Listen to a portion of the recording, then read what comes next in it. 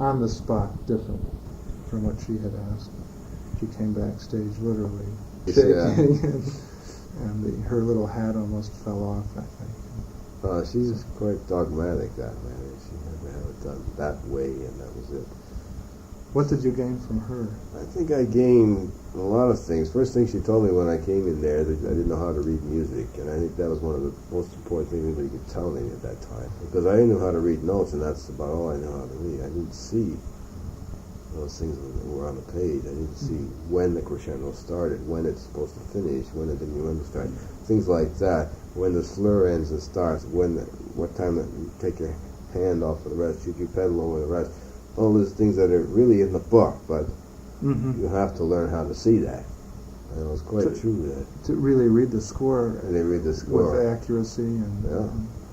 The difference between a piano and a mezzo piano and a pianissimo. You know, they were all loud or soft to me at that time. Yeah. Because I was a youngster, relatively speaking. And I didn't take that. I wasn't taught before that to take all that seriously.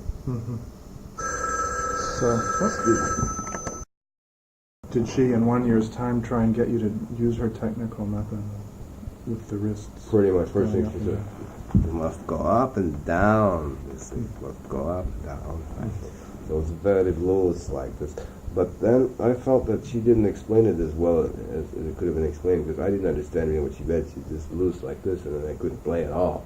And for a whole year, I couldn't play that way at all. I went to her assistant at the time, Madame Stramillo, and she was a little bit more specific about how. He said you must have a firm wrist when you push down, and things like that. Relatively firm, you know. Not just collapse. Not just. Well, of course you can't play like that. And she was a little more specific about the details of the thing, and it became a little bit more possible when I did it with her. And it was very good for sound to a certain extent. I mean, certain kinds of sound that you want, the smoothness of. She was very fussy about smoothness of phrases, you know, like da da da da di. Legato has to be very smooth, which I agree was perfectly correct. I said it was difficult to do the way she did it. Not many people I've ever seen have played like this, but I think this was more a question of loosening things up. She was exaggerating without telling us. She was exaggerating in order for us to get the knack of it, you know. So that you wouldn't underdo. So that we wouldn't end up just playing like our natural way, this way, chug, chug, chug, chug, chug, so everything becomes the same. I mean, you could chug, chug, chug, but you have to shape it anyway. You could shape it with movement, sideways movement, this way movement, this way movement. So legato seems to be the key thing with her. With Ingarova. Very much. And she had a beautiful, elegant legato sound in her students. Mind you, she didn't play much herself, at the time anyway. At one time, I guess she could. But and her tantrums were... no, she was kind of... To put the fear of God... Generally a downer to go into a lesson with her, because everything was worse than it was the time before. No matter how well you played, it was always better last time. How did you at a relatively young age, you took it in stride? Or? Well, I found it hard to take. I don't know. I didn't enjoy those lessons very much. I knew I was learning something that was good, and at the same time, I found it awfully hard to take. And Stramillo could have been difficult too. She had me in tears a few times. Was she American, by the way? Stramillo was Russian. They're both Russian. Both very Russian. Olga, yeah. Right. Oh, they were both very Russian. Stramillo was a very good friend of Mrs. Horowitz and Mr. Horowitz, and that's how I got the connection to get into I see. I had a Russian teacher too once, Vitya Vronsky. Oh yes, Vronsky and Babin fame, yes. She was pretty rough. Oh, yeah, it's the old school, you know. Yeah, she would. I never met Vengerova, of course, but I wondered if they weren't. They seemed to have been from the same. You know, Mrs. Babin used to say, in Russia we worshipped at our teacher's feet. That's right. There was no discussion. No monkey business. You just dictatorship. And I knew when Mrs. Babin was angry because she would start looking at me through the tops of her glasses like this, you know. If she was either above or below, it was okay. Like this. What do you think they're doing then? Well, I guess there's something to be said for that system. I guess one of my colleagues at school used to say, the older I get, the tougher I get. And maybe that's true in this business.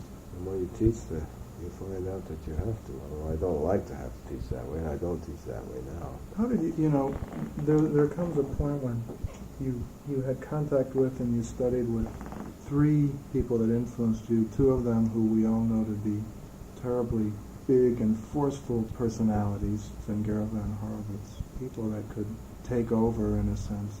Mm-hmm. How did you have any trouble after studying with them, after concluding your studies, being on your own and finding your own voice?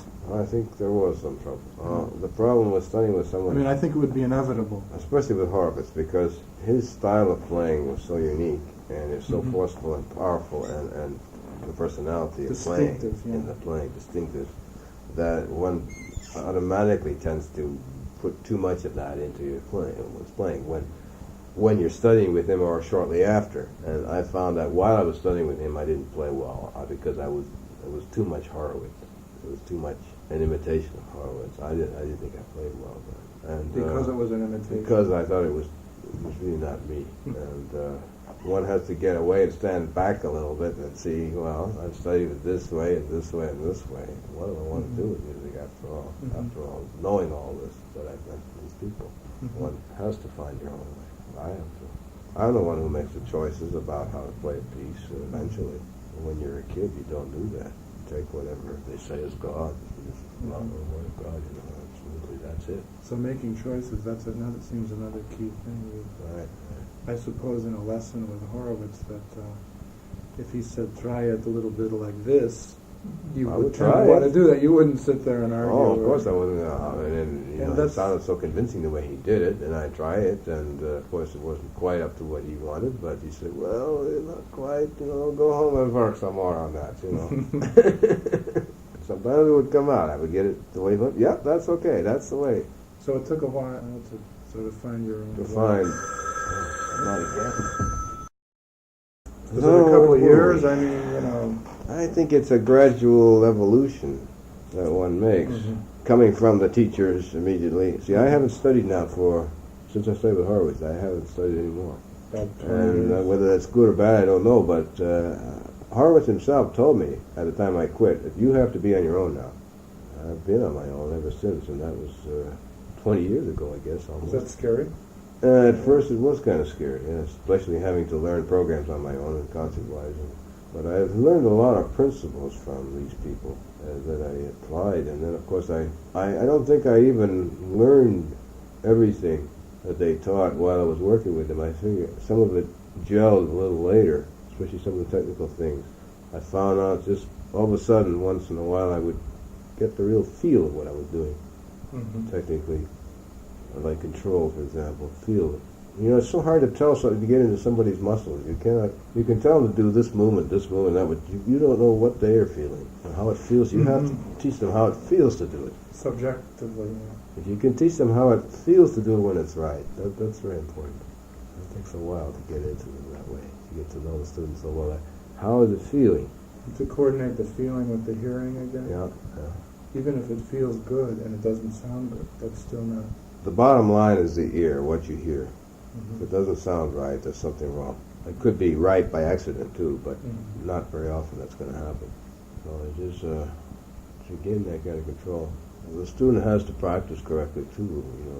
The teacher cannot be in the studio where he practices. And the problem with universities, an awful lot of them don't have good pianos, we don't either, in the practice studios. And there are certain places in the States, I think, where they have good pianos and practice studios, but this is one of the difficulties with teaching at a school like this. As opposed, let's say you're teaching somebody who maybe has a lot of money and doesn't have to work or doesn't do anything else but practice the piano and has his own Steinway grand in his own house or studio. That's a different story. I mean, you can just teach this fellow. But if it's somebody who's living in a dormitory, having a piano somewhere in the little upright, somewhere to practice on, in the university, and comes to a lesson once a week, it's hard to get progress because they get to my piano and they get scared. They can't play on a Steinway grand. Mm-hmm. That's what we have in the student for the lessons. We have Steinway Grand, but Sure. It's a so very they've done a common adjustment. sense. Yeah, So really, what you have to teach them more than how to play on a given piano. You have to teach them how to adjust from piano to piano. So and how to make the most of practicing on a bad piano, for example. Any pointers on that? Yeah. Well, I mean, there are certain things you cannot do. I mean, on a bad piano, you cannot do much with the way of tonal practice. You can apply some of the same principles to make diminuendo crescendo, to make shape to phrases, things like that, more or less. You have to take into account, You still have to listen. What if the action is too easy? If the action is too easy, then again it's a problem. You can take advantage of, you can strengthen your fingers still by doing high finger practice, let's say, that is tiring, something that requires a lot of effort. There are certain things, if you use your head, I guess you can, on a given piano, get some benefit out. But it's really not much good if you're going to play a concert, or let's say a jury exam in a few days and you're practicing on these bad pianos. You cannot really polish it. Almost insurmountable, isn't it? Well, the smart ones manage to get on the few good pianos there are and make do with that. Did you yourself, you had pretty much of a conservatory type education? Or Pretty much, yes. Not university type at all. You didn't Surprisingly burn not. down? No. I was not burned. I was rather lucky that way. I had parents who were very much in favor of what I was doing, at least up to a point. And mind you, I was not a hard worker as a kid either. But I did have facilities there. I had everything except good teaching until I was in my late teens. Finally, when I was about 18 or so, I started to get into better teaching. And that's already pretty late to get. But that was, at that point, from that point on, was it mostly private study? It was all private study, except for the conservatory lessons I had between 9 and 16. Mm-hmm. I think everything I could say was private study. When did you make that rather profound decision to become a musician?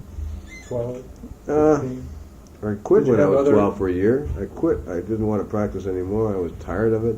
You wanted to play soccer? I wanted to play, so I wanted to do anything else but that. And I went back to it about a year later.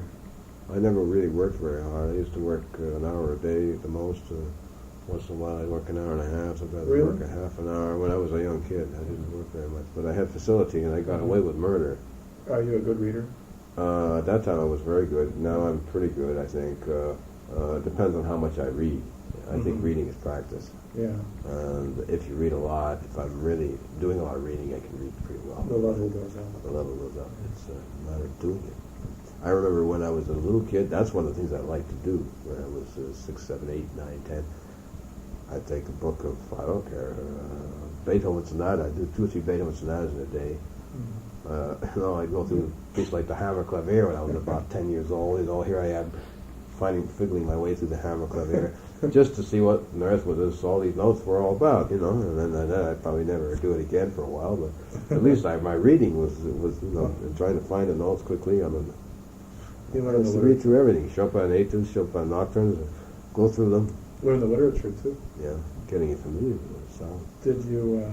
So never more in those ages. I mean, I might have practiced seriously, sometimes only a half an hour, but then I'd spend an hour reading. That seems surprising. I mean, did you really focus for that 1/2 an hour or hour? I don't think I did as a little boy like that. Are you aware of that now? Not really aware of that. I don't know how I learned anything to play in that time when I practiced sometimes, but I was in the conservatory. I guess I started working a little more. I didn't have a big repertoire. I never did. I still don't have an enormous repertoire. I have more than I did then, but I don't know how I did it.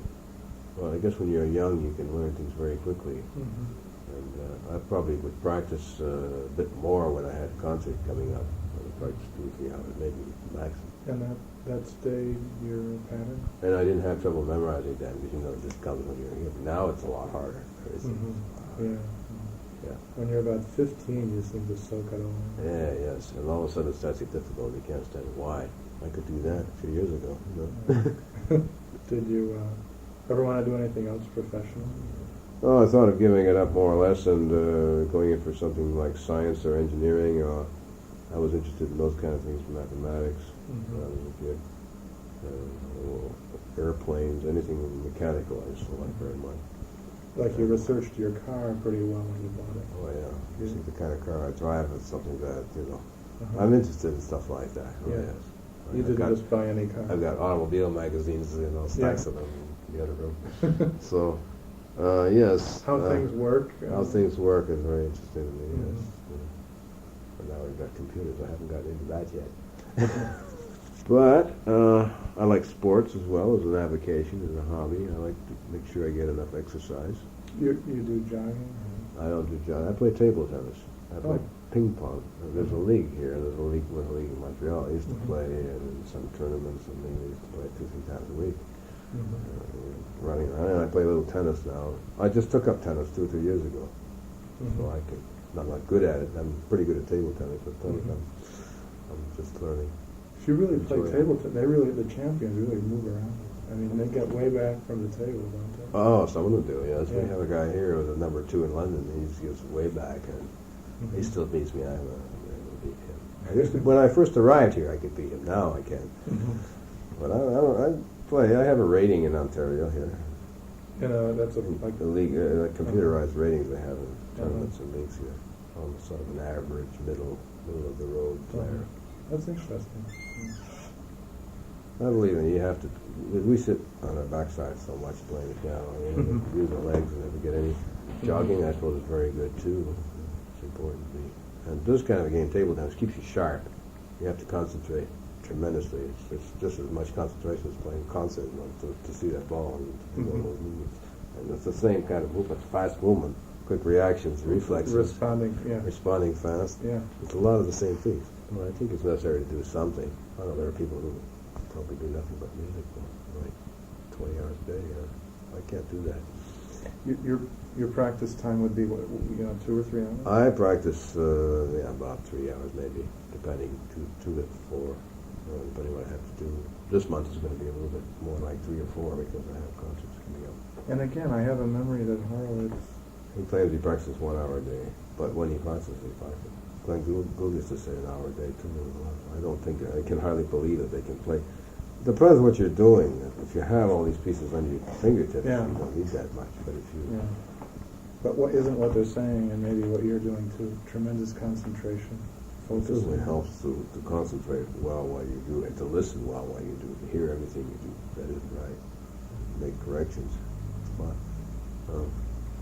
I think it's wrong to practice without listening at any time. It's what they call technical practice. There are various opinions about that. Of course, some people think it's valuable to a certain extent. I guess muscularly maybe there is some value, but I still think we have to control our muscles. And what controls the muscle? The ear to the brain to the muscle. If we don't hear, this is what steers our muscles into doing the right things. Is the ear, the mind's ear. Between that and what's actually coming out of the piano, it's like driving a car with no road, not knowing where to go. When you have a road, you know where to go. The road is what the ear, dictates where we're going next.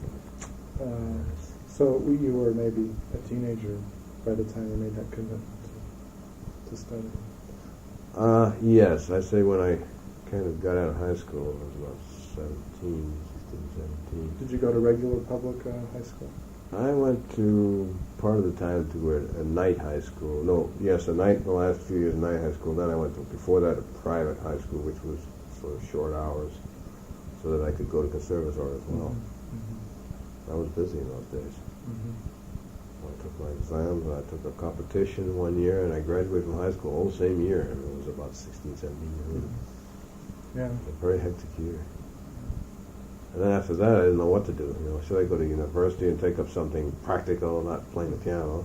And I decided, well, my teacher at the time said, no, I won't teach you if you go to school, you have to stick with it, or else if you can't practice 2-3 hours a day, that's minimum. No, this was the one I had in Montreal at the time. And so I decided to stick with it a while longer, and I'm still with it. And then when I went to the States and started studying there, it was frustrating at times. You think, well, am I ever going to get anywhere doing this? Especially when you get into someone like Wagner who tears you apart, says you don't know how to play the piano, and start over again. How does that make you feel? And how did it? Well, it was discouraging for a year or two. I didn't feel that I could ever play another concert. Finally, they started me in with some little recitals and Manus College of Music down there, or some small things to get me started. You were living in New York? I was living in Canada, and I used to go down there. Even then you were in Canada? No, I never lived down there. I always lived in Montreal. Until the last 8 years, I've been here. But something was pulling you through. But something kept pulling me through. I went into some competitions later on in Europe, and just to see how I'd make out, not thinking I was going to win anything. I made out second in every one of them. Somehow I never made first. I always made second. That's right, in the Queen Elizabeth competition, Second. 1960. 1960, right. You got a good memory. Yeah. Was that... Bolzano, 1958, and Geneva, 1958. Competitions, you for them, against them? Well, I think there's something good in it, and there's something not so good in it. They're a bit of a lottery, a bit of a depends who you get on the jury, how you play that day, and how nervous you get. It's a good practice from that standpoint. It's a very high pressure playing. You have to play under pressure. So it's a proving ground of some kind. It doesn't always produce. The winner is not always the best because it might be the one who's most compatible with that jury, or doesn't do so many things eccentric, or hasn't got less personality but more accurate. It could be. Depends on more on people the can jury. agree on Yeah, that. more people can agree. It's a bit of a lot of luck involved. I still think it's not harmful. Depends on how the personality of the student too, how he reacts to things like that. Maybe certain people wouldn't react favorably if they lost. They might think, well, everything is lost because I didn't win this thing. Went out in the first round. Lots of good pianists have got out in the first round in competitions. Some have gone on to make careers.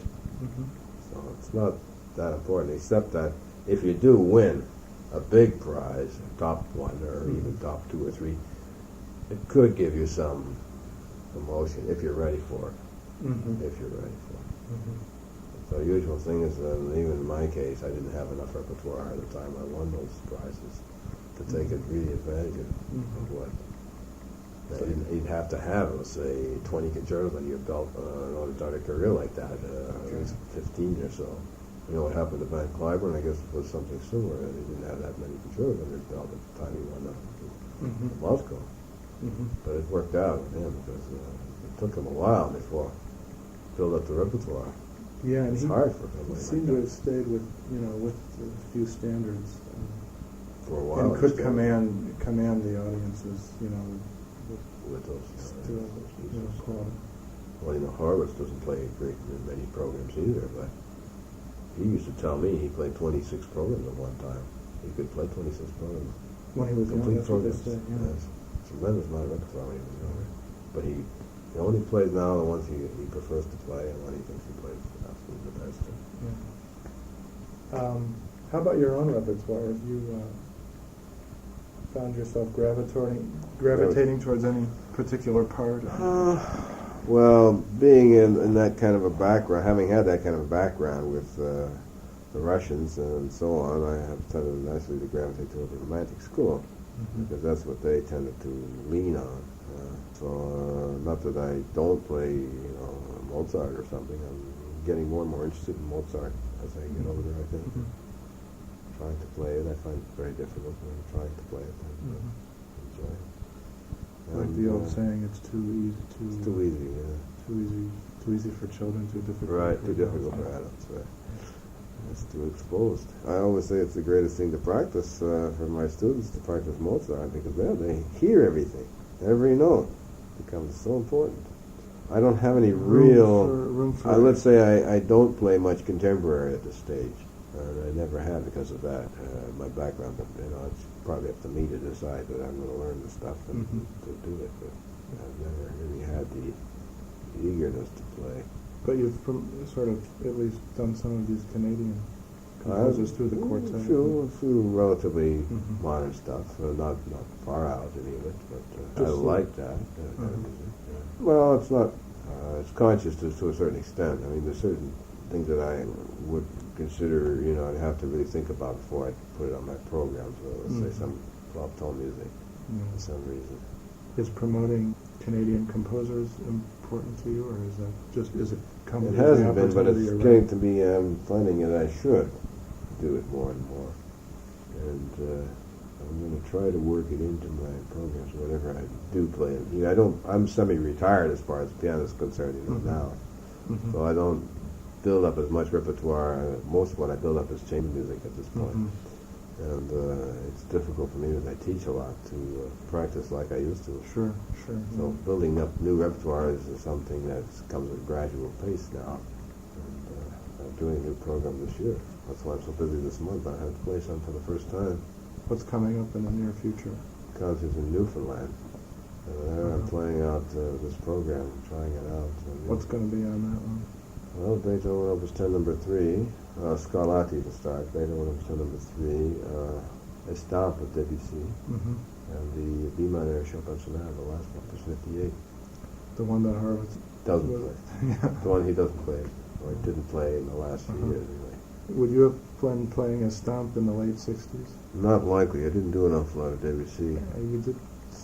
I did some French music. I have the program. I might have done it. Pour le piano I used to do some Image. Maybe it was Image. Image Book 1, I know I used to do that. With the mouvement at the end. I did some. That. He didn't teach that much French music, but I did some. I remember you did the Rachmaninoff G-sharp minor prelude, too, I think. Yeah, I did. That's one. Maybe as an encore. Maybe, probably an encore. Played groups of them as well. Two comes along. I used to play Corelli variations at one time. So maybe that was later. I think after I got away from Harlem, I did that. 12 years or so. Do you tour mostly in Canada these days? These days, yes. What I do is here mostly. There's CBC. Like I play about almost every year beside CBC every second year. So that's for television? CBC is radio FM. Do they tape you in tape studio? Me. Or? Often at a concert performance. Usually it's at a concert performance. I'm doing one in Montreal in December. I'm going to use this program as well for that. Anyway, I rarely get to do more than one fixed program a year because of limitations of time. I have a lot of other things to do. I also play at school. I have to learn the chamber works. Any recordings coming up? I know it's... You have recorded. recorded. I have recorded. We did... with Tatsumi, I recorded the complete Beethoven Cello Sonata in Japan. And that was kind of against my principles, what I did there. I had to learn this very quickly, in like 4 or 5 months, and do it. That was the only way it was going to happen. Yeah. It's just out of necessity, and some of them I weren't too happy with, but I think 1 or 2 of them came out well. Maybe the last one, in major. So again, what you're saying is it needs time to... You have to play these pieces. You have to play them in. You have to learn, live with the piece. A lot of young pianists don't, right? They can't. It's not maybe because they don't want to, but they have a requirement. They have to play a concert, and you have to play certain types of pieces, and that's all you have. You have to learn them for that, but you don't have them. It needs to stew over. Like these pieces I'm playing now, I studied them in conservatory. With these bad teachers. I studied them back then. And even I studied some a little later, just after I got out of conservatory, but I'd never played them anywhere. So I figured, well, I studied them. It's time that I worked them up and played them. Do you compose at all? No. I did when I was 4 or 5 years old. I imitated every composer. I wrote down little Brahms pieces and little this, and I used to really improvise all kinds of Nowadays I'm too straight-jacketed, I guess, to do that, but I don't know. I haven't got the urge. Horowitz did a lot of composing. I haven't had the urge. I just wanted to play other people's music. Better and better. Do you miss Montreal? Not that much anymore. No. Well, there was a political problem there at the time as well. French-English problem. Being of English-speaking ancestry, whatever, living in the English part of Montreal, it wasn't so great. Being on the wrong side of the fence? Right, at the time, so I felt that I might as well, if I was going to get out, that was the time. So in the immediate future, your plans are for more chamber music? That's one of your... Hopefully, yes. I will see it's very much up in the air, everything right now. with a With new quartet. management. A so- quartet that we had formed is now sort of dispersed all over the place and Mhm. doesn't play enough. Do you go to the States much for master classes? I haven't been down there, not to do any master classes or to attend any. No, I haven't. Not recently. It's been a while. I must get into see what's going on down there again. Yeah. Well, it's pretty much the same. Like at the time that maybe you heard me, I was playing a lot in the States. A lot, but I mean, somewhat. I was doing concert work there. Used to be I played another concert after that, I'm sure. In Chicago? That could be. I know I played with orchestra there a couple times. With the Chicago? Chicago Symphony and at Grant Park also I played once. Mm-hmm. I guess I wouldn't have been at those, but I do remember the orchestra hall. Just very well. I played another one. I played Schumann Sonata. I think I used to play that. I'm sure I played about 3 concerts there for the Mhm. results. So Yeah, that's the main series one. he's not around anymore. He died, 3 years ago, something like that. Mm-hmm. The series has continued. His wife has something to do with it, and it's continued, although he's no longer living. So, okay, how about a few pictures? You want to shoot some? Sure, I have my... How do you want me to be dressed? Well, just the way you are. Maybe put your coat on. I'll put my coat on. I'll look a little more dressed. I don't know whether you want casual or semi-casual or like this. Yeah, that's fine. Would a few at the piano be okay? I suppose so. I don't know what kind of background you're going to get around here, but... Well, Or I think it'll... Let me study it for a minute. I'd like to do that, especially since this is the piano that you grew up on. So. Right, but I don't use it anymore. It's just a relic. I'm gonna have to recondition. I'm not a mess over here. So paper. I've got a lot of trophies, but they're my table tennis trophies.